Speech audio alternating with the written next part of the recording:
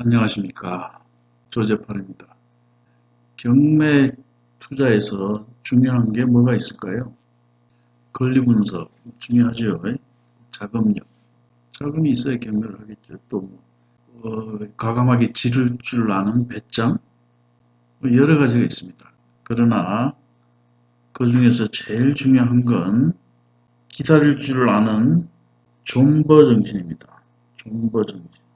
존버 정신이 뭐냐 하면 요즘 애들 얘기로 졸라게 버틴다. 그런 얘기입니다. 부동산 투자는 좀 기다려야 되는 거예요. 우리가 부동산 투자를 할 때 운칠 기삼이란 말 많이 하죠. 운이 7이고 기술이 3이다. 그런데 그것도 좀 기다려야 운이 오든지 말든지 할 거 아니에요? 그렇잖아요. 뭐 사자마자 뭐 조금 남기고 팔고 그러면 운이 뭐 올래야 올 틈이 있겠어요? 그런 측면에서 이 물건 한번 좀 살펴봅니다. 사건은 2013 타경 13,339번이에요. 토지와 건물이 나왔는데 지분이 나왔어요. 지분. 여기 보시면 전체 374평방미터 중에서 68.6평방미터. 평수 20.7평이죠. 20.7평. 건물은 18.4평이 나왔고 건물 감정은 400만 원이니까 미미하니까 뭐 땅값으로만 보자고요. 10.7평을 4,183만 3,960원에 감정이 됐는데 절반 가격까지 떨어졌어요. 그것을 우리 수강생들이 공동으로 낙찰을 받았어요. 공동 투자를 한 거예요. 여러 명이 뭐 몇백만 원씩 모아서 공동으로 낙찰을 받은 거예요. 2,250만 원에 낙찰을 받았어요. 그러면 평수가 20.7평이니까 평당 100만 원 정도 받았어요. 100만 원. 계산을 해보니까 108만 6천 원 꼴. 그냥 100만 원 정도 낙찰을 받았어요. 그리고 낙찰을 받고 지분을 낙찰받았으니까 뭐 어떻게 해요? 뭐 공유자들을 상대로 공유물 분할 청구 소송을 해야 되겠죠. 뭐 지분을 사가지 않겠느냐라고 몇 번 제안을 넣었어요. 협상을 하기 위해서. 그랬더니 뭐 꿈쩍을 안 해요. 공유자들이 많다 보니까 어느 누군가가 총대를 매려고 하질 않는 거예요. 자기 지분 늘어나봤자 팔아서 지분대로 나눠 쓸 것도 아닌데 굳이 내가 뭐 총대를 맬 필요가 있느냐 뭐 이런 뜻이에요. 그래서 할 수 없이 공유물 분할 청구 소송을 제기하게 됐어요. 그때 굉장히 잘 썼어요. 금액도 싸고 제주도 한창 떨라고 그럴 때예요. 떨라고. 그럴 때 절반 가격에 샀으니까 그냥 가지고 있으면 좋은데 뭐 공동 투자를 하다 보니 빨리 처리를 해야 되겠죠. 그래서 공유물 분할 소송을 제기하게 됩니다. 소송을 제기하고 공유물 분할 소송은 또 제주법원에다 제출해야 되겠죠. 그래서 제주도도 저도 몇 번 같이 갔어요. 그래서 두 번째 재판인가 뭐 송달도 잘 안 돼요. 공유자가 너무 많다 보니까. 그래서 우여곡절 끝에 첫 길이 열렸는데 그때 공유자가 이 땅을 사겠다고 그래요. 그래서 뭐 조금 경비를 받고 넘기게 됩니다. 3천 얼마, 돈 1,000만 원이나 남았나 모르겠어요. 1,000만 원 넘기고 팔았나, 뭐 하여튼 뭐 기억은 잘 안 나는데 공유자 중에 한 사람한테 이 물건을 팔게 됩니다. 그래서 이제 종결이 됐어요. 세금 조금 납부하고요. 그런데 이제 팔았으니 까먹고 있었죠. 까먹고 있다가 한 2년 지났나? 2, 3년 지났나?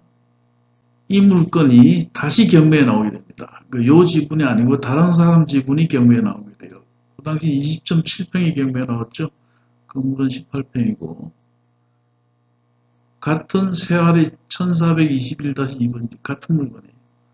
같은 물건 요번에는 전체 374평방미터 중에서 9평방미터 2.7평이 나왔어요. 건물은 1.9평.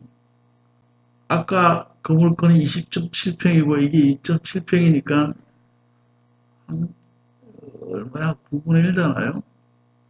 8분의 1 되려나? 하여튼 뭐그 정도 돼요.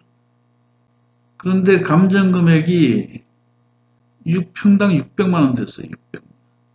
아까 사건은 볼까요? 아까 사건은 감정 금액이 179만 원이었죠. 이때가 언제예요? 2014년도에는 감정 금액이 179만 원. 2018년에는 감정금이 600만원 됐어요. 많이 올랐죠. 굉장히 아까워요. 우리 수강생들은 돈 1000만원 받고 팔아버리는데 이게 그 사이에 4배 이상 올라버린 거예요. 감정값은 그렇다는 얘기예요. 실제로는 더 많이 올랐어요. 그리고 요거는 2.7평이 1693만 4천원 감정이 됐어요. 그런데 신건이죠. 신건인데 누군가가 3115만 1000원에 낙찰을 받아버렸어요. 3115만 1000원에 박씨가 낙찰을 받았는데 공유자 문씨가 공유자 우선 매수 신고를 해버린 거예요. 3115만 1000원. 감정금의 183%의 낙찰을 받게 됩니다. 그러면 3115만 1000원이면 평당 얼마 될까요? 대충 제가 계산기를 두들겨 보니까 평당 1153만 7천원입니다. 그러면 이전 사건에 우리 수강생이 낙찰받은 거 있죠? 여기서 20.7평을 2250만원에 낙찰받았을 때는 평당 108만원. 그죠? 10배가 넘죠? 10배가. 2014년도에 낙찰받았을 때는 평당 100만원 정도의 낙찰을 받았고, 그리고 팔아먹었어요. 조금 남기고. 그리고 여기 2018년 1월달에는 한 3년 조금 더 지나갔죠. 1월달에는 평당 1153만 7천원에 팔렸단 말이에요. 그러면 또 공유자 웃음에서 있죠. 좀 버티고 기다렸다면 공유자가 이 금액이 평당 1100만원에 사갔겠죠. 안 사가면 뭐 방법이 있잖아요. 경매를 넣어버리면 되잖아요. 경매가 들어갔음에도 3115만 1000원에 공유자 우선 매수를 해갔잖아요. 그러면 우리가 20.7평을 만약 경매를 넣었다.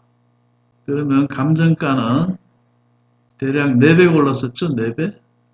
그러면 감정금액은 4180만원 4배면 한 1억 6천? 1억 5, 6천 나오겠죠. 감정은 1억 5천 정도 나오고 평당 우리는 100만원에 샀는데 낙찰은 1100만원에 됐죠.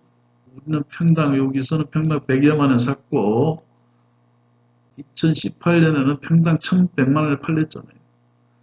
단순 계산으로 따지면 10배를 받아야 되는 거지. 10배.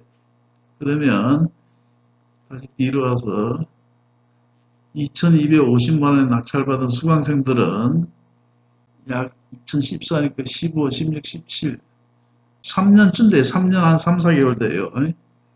기다렸으면 2250만원에 10배가 되는 2억 2500만원에 팔 수 있었다는 거예요. 이렇게 조금만 기다리면 큰 돈이 되는데 단타를 치다가 그 돈을 못 먹었다는 얘기예요. 굉장히 아깝죠. 지금은 얼마나 하는지 모르겠어요. 좀 더 올랐을지 내렸을지 그건 모르겠어요. 여하튼 2250만원에 낙찰받아서 같은 사람이 그 공유자한테 팔았어요. 그 공유자. 누구한테 팔았냐면 여기에 공유자 우선 매수 신고한 있죠. 요 문씨. 요 사람한테 팔은 거예요. 이 사람 입장에서는 대박이죠. 대박. 2.7평을 3115만 1000원에 공유자 우선 매수 신고를 했는데 그 이전에는 2250만원을 돈 찔끔 주고 수고비 좀 주고 가져왔단 말이에요. 결국은 경매로 낙찰받은 우리 수강생들은 몇 푼 먹지도 못하고 되려 이 공유자만 배 터지게 먹었다는 얘기입니다. 부동산 투자는 운이 좀 따라줘야 합니다. 그냥 내 실력으로 부동산 하겠다 이건 불가능한 거예요. 부동산 투자를 해서 큰 돈 번 사람들을 보면 대체로 운이 좀 따르는 경우가 굉장히 많아요. 그런데 요즘 경매하는 분들은 대체로 단기간에 처리를 하려고 무지내를 쓰죠. 심지어 너무 안 팔린다 싶으면 손해보고 파는 사람도 있어요. 운이 나한테 오려고 해도 올 시간이 없잖아요. 올 시간이. 좀 기다려줘야 운이 오든지 말든지 할 거 아니겠습니까? 자, 투자를 했으면 진득하게 기다릴 줄 아는 마인드. 이게 존버 정신이에요. 존나게 버티는. 졸라게 버틴다는. 자, 여러분들도 낙찰을 받고 이걸 처분하기 위해서 굉장히 애를 쓰는데 좀 느긋하게 기다릴 줄 아는 존버 정신. 경매 투자에서 제일 중요한 게 아닐까 싶습니다. 오늘은 자, 이 물건 한번 봅시다. 분당구 순회동 87에서 3번지 지분이 나왔어요. 지분이 토지 지분이 나왔는데 6평입니다. 6평인데 이것도 우리 수강생들에게 추천을 했습니다. 장기로 가져가면 괜찮다 이렇게 보고 수강생들이 공동으로 투자를 했습니다.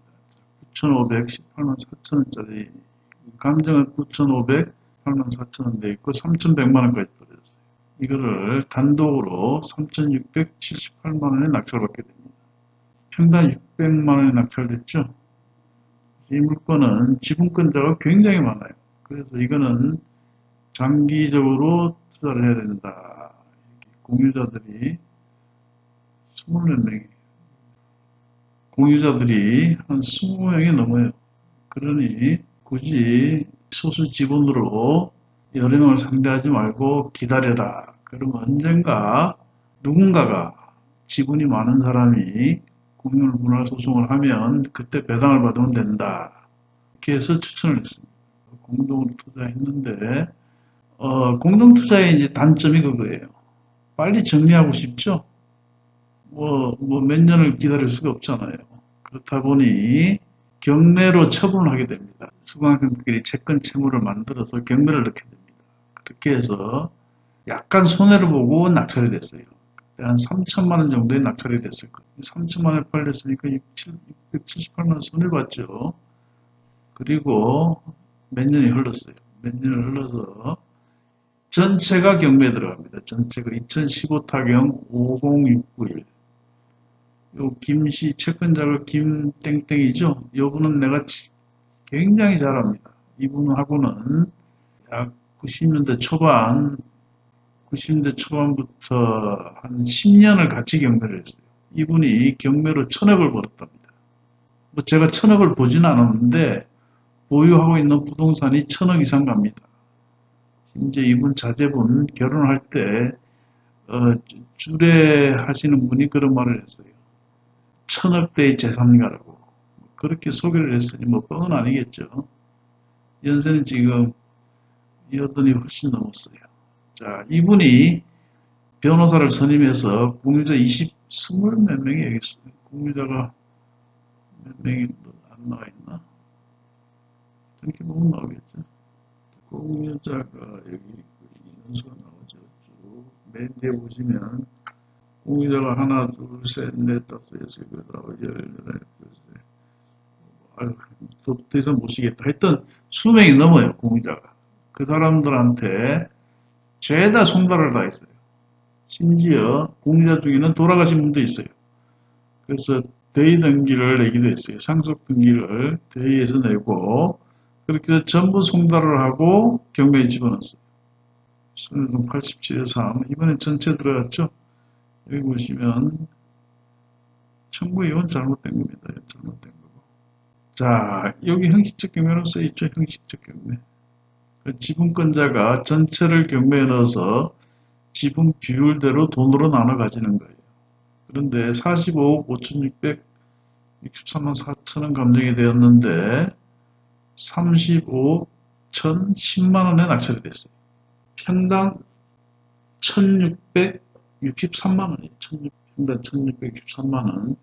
그러면 수강생들 공동투자 했을 때 6평을 낙찰받았었죠. 3,678만원에 평당 600만원 낙찰받았죠.